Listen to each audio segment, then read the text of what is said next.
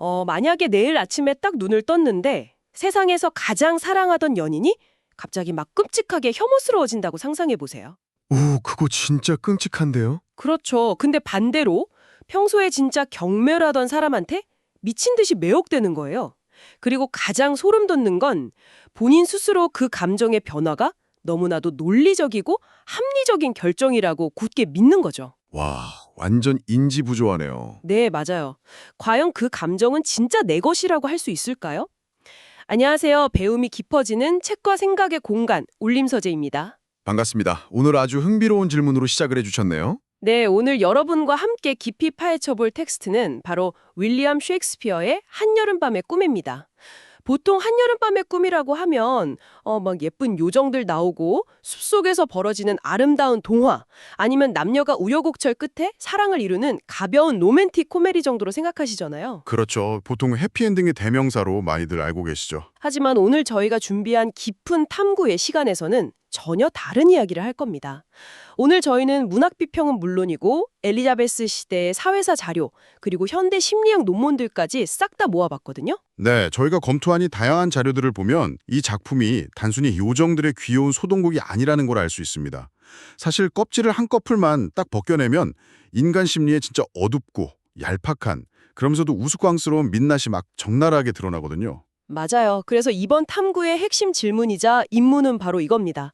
사랑은 눈으로 보는가, 마음으로 보는가? 아, 그 질문 진짜 핵심을 찌르네요.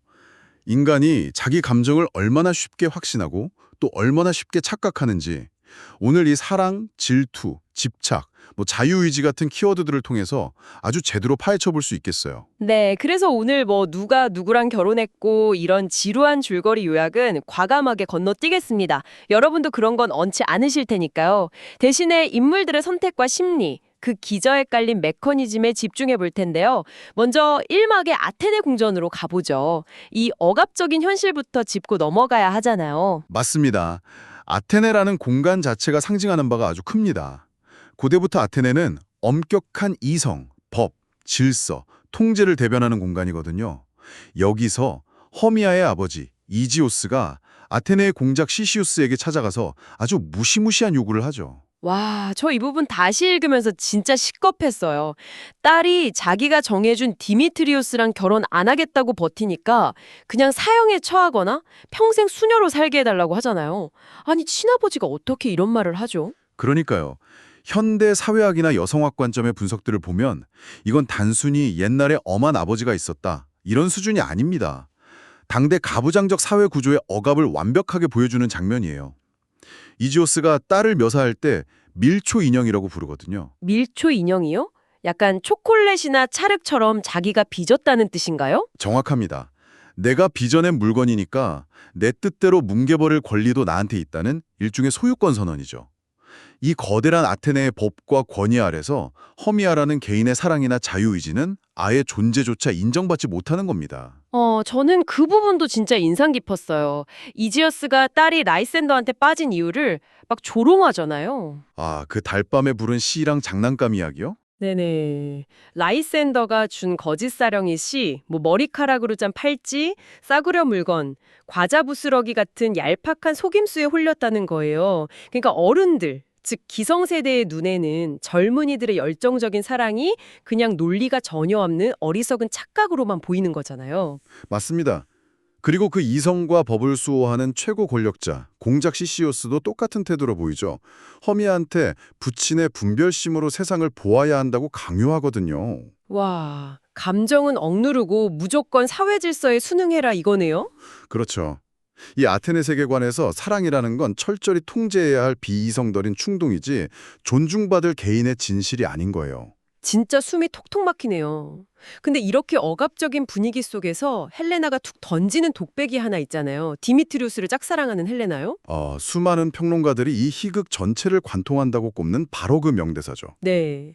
천박하고 추악하고 균형이 없는 것도 사랑은 아름답고 훌륭한 것으로 바꿔놓는다. 사랑은 눈으로 사물을 보는 것이 아니라 마음으로 본다. 그러기에 날개 단 큐피드는 장님으로 그려져 있다. 와, 전 이거 읽으면서 약간 소름 돋았어요. 왜 소름이 돋으셨어요? 물리적인 억압이나 법보다 내 감정이 내 눈을 가려버리는 그 인간 내면의 맹목성이 훨씬 무섭고 통제하기 힘들다는 걸 딱 꼬집는 것 같았거든요. 완벽한 해석입니다. 사랑에 빠지면 인간은 객관적인 현실을 보는 게 아니에요. 자기 욕망이나 결핍을 상대방한테 막 투영해서 환상을 만들어내죠. 디미트리우스가 헬레나를 개처럼 매몰차게 대하는데도 헬레나는 맹목적으로 매달리잖아요. 맞아요. 오히려 더 집착하죠. 이 독백이 중요한 이유는 이게 바로 다음 무대인 마법의 숲에서 벌어질 거대한 감정의 혼란과 인지 왜곡을 예고하는 아주 철저한 심리적 복선이기 때문입니다. 지고 디미트리오스가 쫓아가고 또 헬레나가 그 뒤를 쫓고 완전 꼬리 잡기 게임이 시작되는데요. 심리학적 관점에서 이 숲을 분석한 자료들이 참 재밌습니다. 아테네가 태양이 비추는 낮이고 이성과 법의 공간이라면 이 근교의 숲은 달빛이 지배하는 억눌린 무의식, 즉 욕망과 혼돈의 공간이거든요. 프로이트가 말한 이드의 공간이라고도 볼 수 있죠. 아, 사회적 규범이라는 코르셋을 확 벗어던진 상태군요. 맞아요. 인간의 내면이 얼마나 변덕스럽고 충동적인지 실험하기에 이보다 완벽한 무대는 없습니다. 요정왕 오베론이랑 장난꾸러기 퍽은 여기서 통제 불가능한 자연의 힘이나 우연성을 상징하고요. 그리고 그 우연성의 끝판왕, 문제의 마법의 꽃집이 등장하죠. 자는 사람 눈에 바르면 깨어나서 처음 보는 사람을 미친 듯이 사랑하게 된다는 그 무서운 약이요. 네, 퍽이 오베론 지시로 그 약을 바르러 가는데 아테네 사람 모차림이라는 모호한 설명만 듣고 그만 실수를 저지르죠. 디미트리오스한테 발라야 할 걸 라이센더한테 발라버리잖아요. 전 여기서 셰익스피어가 우리가 믿는 그 운명적이고 낭만적인 사랑의 절대성을 완전히 박살내버린다고 느꼈어요. 완전히 해체해버리죠. 허미아를 위해서라면 당장 사형당해도 좋다, 막 영원히 사랑한다 맹세했던 라이센더가 눈 뜨자마자 헬레나를 보고 완전히 돌아버리잖아요. 허미아한테 쓰레기 취급을 하면서 헬레나한테 구애를 하는데 야, 감정이 이렇게 가볍나 싶더라고요. 인간 감정의 얄팍함을 이보다 더 잔인하고 우스꽝스럽게 보여줄 수 있을까요? 우리가 막 목숨 걸고 운명이라고 믿는 사랑의 실체가 사실은 뇌에서 분비되는 호르몬의 장난이거나 우연한 외부 자극에 불과할 수 있다는 뼈아픈 은유입니다. 특히 제가 읽은 심리학 논문 중에서 이 부분을 인지 부조화 이론으로 큰 게 진짜 재밌었어요. 라이센더가 자기가 변심한 걸 어떻게 합리화하는지 보셨어요? 아, 그 성숙한 이성 운운하는 부분 말이죠. 네. 자기가 헬레나를 사랑하게 된 건 순전히 꽃집 마법 때문인데 본인은 그걸 모르잖아요. 그러니까 자기가 이제야 이성이 무르익어서 허미아 대신 헬레나를 택하는 거다. 이렇게 입을 털어요. 완전 착각에 빠져서 자기 충동을 이성적 판단이라고 포장하는 거죠. 인간이 자기의 비합리적인 행동을 견디지 못해서 나중에 그럴듯한 논리를 갖다 붙이는 전형적인 모습이죠. 어제까지만 해도 목숨 바치겠다던 여자한테 에티오피아 여인, 까마귀, 독사 막 이러면서 저주를 퍼붓잖아요. 사랑이 증오로 바뀌는 그 찰나의 폭력성이 진짜 무섭게 묘사됩니다. 근데 더 기가 막힌 건 퍽이 실수를 수습하려다가 디미트리어스 니네도 약을 발라버린 거잖아요. 이제 두 남자가 쌍으로 헬레나한테 미친 듯이 매달립니다. 전날까지만 해도 헬레나한테 귀찮은 개 취급을 하던 디미트리우스가 갑자기 헬레나 눈을 수정에 비유하면서 여신으로 추앙하죠. 원래는 허미아를 차지하겠다고 싸우던 놈들이 이제는 헬레나 두고 칼을 뽑아들어요. 진짜 난장판이 따로 없네요. 이걸 보고 있으면 사랑이라는 게 내 주체적인 선택이라기보다는 그냥 맹목적인 에고들이 이리저리 부딪히는 촌극 같다는 생각마저 듭니다. 그렇죠. 근데 셰익스피어는 여기서 멈추지 않습니다. 이 내 청춘의 혼란이 일종의 심리 실험실이었다면 사랑의 착각에 대한 궁극적인 조롱, 그야말로 화령점정의 에피소드가 기다리고 있죠. 아, 올 게 왔네요. 요정 여왕 타이테니아와 직조공 보톰의 만남. 네, 오베론이 자기 아내 골탕 먹이려고 눈에 약을 바르는데 마침 퍽의 장난으로 당나귀 머리를 뒤집어 쓴 흉측한 보톰이 여왕 눈앞에 딱 나타나는 그 장면입니다. 전 이 장면이 전체 희극 중에 제일 웃기면서도 뼈를 때리는 철학적인 장면이라고 가요. 숲에서 가장 고귀하고 우아한 여왕이 그 털 북슬북슬한 당나귀 대가리를 쓰다듬으면서 미친 듯이 사랑을 고백하잖아요. 보톰이 당나귀 특유의 그 시끄럽고 듣기 싫은 소리로 노래를 부르는데 여왕 반응이 어떨까요? 당신의 아름다움과 지혜가 나를 감동시켰다 막 이러면서 황홀해하죠. 와, 이거 현대인들 연애랑 완전 똑같지 않나요? 연애 초기에 상대방 콩깍지 씌웠을 때 진짜 이기적이고 최악인 단점을 주관이 뚜렷한 매력이라거나 귀여운 개성이라고 착각하는 거랑 완벽하게 겹치잖아요. 정확합니다. 1막에서 헬레나가 말했던 사랑은 눈으로 보는 게 아니라 마음으로 본다는 명제가 여기 물리적으로 실사화된 거예요. 여왕이 사랑하는 건 보톰이라는 당나귀 인간 자체가 아닙니다. 그럼 자기가 만든 환영인가요? 네, 마법의 약 때문에 극대화된 자기 내부의 욕망, 스스로 더 쉬운 완벽한 환영을 사랑하고 있는 거죠. 당나귀 털 벗겨주고 꿀단지 갖다 바치고 하고. 인간 이성이 맹목적인 사랑 앞에서 얼마나 무력하게 붕괴하는지를 아주 적나라하게 보여줍니다. 내가 지금 사랑스럽다고 껴안고 있는 연인이 남들 객관적인 눈에는 그냥 당나귀 머리일 수 있다. 진짜 잔인한 풍자네요. 아무튼 이렇게 욕망과 혼돈이 펄펄 끓던 숲에서의 하룻밤이 지나고 마침내 날이 밝습니다. 오베론이 해독제를 발라서 여왕이랑 라이센더 마법을 풀어주죠. 네, 여왕은 당나귀 보고 기겁해서 정신 차리고 라이센더도 다시 원래 사랑인 허미아한테 돌아옵니다. 그리고 때마침 사냥을 나온 아테네 공작 시시오스 일행이 숲에서 자고 있는 이 청춘 남녀들을 발견하죠. 공작이 보니까 애들이 짝이 딱 맞춰져 있거든요. 그래서 이지어스 반대도 그냥 무시해버리고 다 같이 아테네로 돌아가서 합동 결혼식 하자고 선언합니다. 겉도기엔 아주 깔끔한 희극의 해피엔딩이에요. 그런데 진행자님, 이 결말 보시면서 혹시 뭔가 이상한 점 못 느끼셨나요? 저 진짜 이 부분 자료들 파고들면서 너무 찝찝했어요. 이거 완전 사기극 아닌가요? 요정들이 라이센더랑 여왕한테만 해독제를 줬잖아요. 디미트리우스한테는 해독제를 안 썼다고요? 맞습니다. 핵심을 정확히 짚으셨네요. 디미트리우스는 지금 아직도 마법의 꽃즙에 취해 있는 상태잖아요.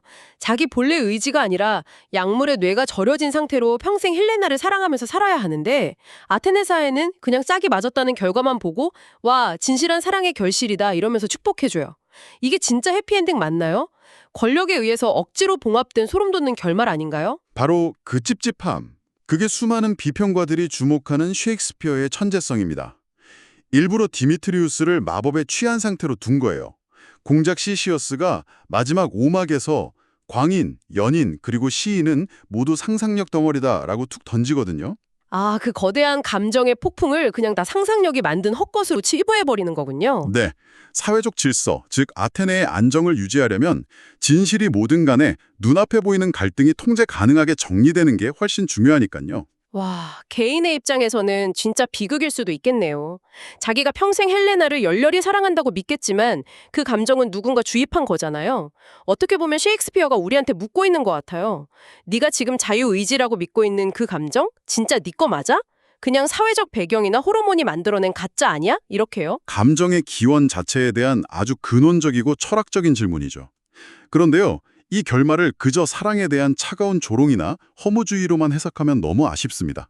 셰익스피어는 인간의 이런 맹목적이고 우스꽝스러운 착각을 폭로하면서도 동시에 그걸 아주 따뜻하게 포용하거든요. 어떻게 포용을 하죠? 다 가짜 감정일 수도 있는데.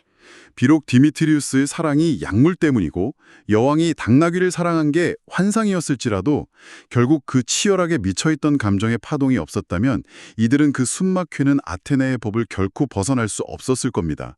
살아 숨쉬는 경험을 하게 해준 원동력이죠. 듣고 보니 그러네요.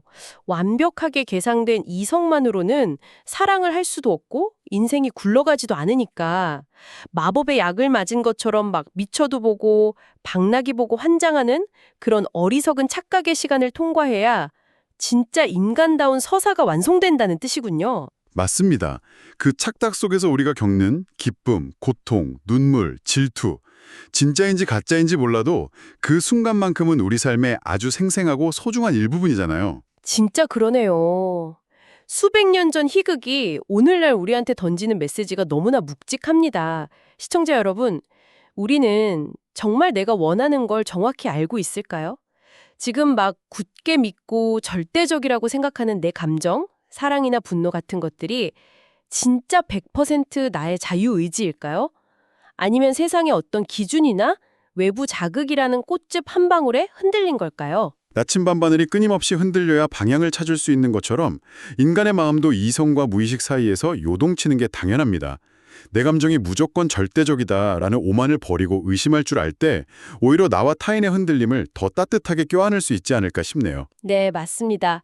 오늘 울림서재에서는 셰익스피어의 한여름밤의 꿈을 통해서 사랑과 꿈, 그리고 인간 마음의 그 얄팍하면서도 아름다운 흔들림을 아주 깊이 있게 함께 읽어보았습니다. 정말 흥미로운 탐구의 시간이었습니다. 자, 그럼 오늘 탐구를 마치기 전에 여러분이 혼자 조용히 곱씹어 볼 만한 도발적인 생각 하나 남겨드릴게요.